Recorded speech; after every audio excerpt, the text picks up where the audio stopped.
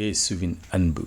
கிறிஸ்து இயேசுவின் நாமத்தினாலே உங்களுக்கு அன்பின் வாழ்த்துக்கள். நீதிமொழிகள் 29ஆம் அதிகாரம் 23ஆம் வசனம். மனுஷனுடைய அகந்தை அவனை தாழ்த்தும், மனத்தாழ்மையுள்ளவனோ கனமடைவான்.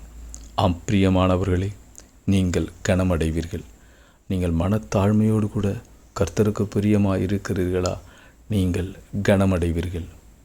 நீங்கள் உங்களிடம் இருக்கிற செல்வத்தை குறித்தும் அறிவுத்திறனை குறித்தும் பலத்தை குறித்தும் உங்களில் இருக்கிறவைகளை குறித்து பெருமையோடு கூட அகந்தையாக எண்ணி மற்றவர்களை துச்சமாக மதிக்கிறீர்களா? உங்களிடத்தில் அகந்தை இருக்கிறதா? அந்த அகந்தையை உங்களை ஒரு நாள் அழிவுக்குள்ளாய் கொண்டு போகும். நீங்கள் எதை பலன் என்று நினைக்கிறீர்களோ அந்த பலத்தின் நிமித்தமே ஒரு நாள் நீங்கள் தனைகுடிமை ஏற்படுத்தும்.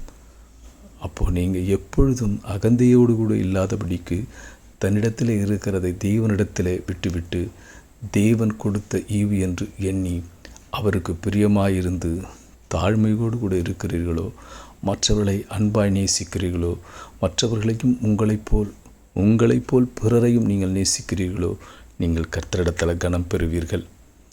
கர்த்தர் வேதத்திலே ஒரு வசனம் உண்டு. தாழ்மையுள்ளவனுக்கு கர்த்தர் கிருபை அளிக்கிறார். தாழ்மையுள்ளவன் பாக்கியவான் என்று வேதம் சொல்லுகிறது.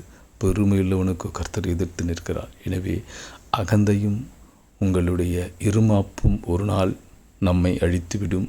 தாழ்மையும் உங்களிடத்தில் இருக்கிற நற்சாட்சியும் உங்களை உயர்த்தும், கனத்தை கொடுக்கும். கர்த்தர் உங்களோடு கூட இருந்து ஆசீர்வதிப்பார். ஆமேன்.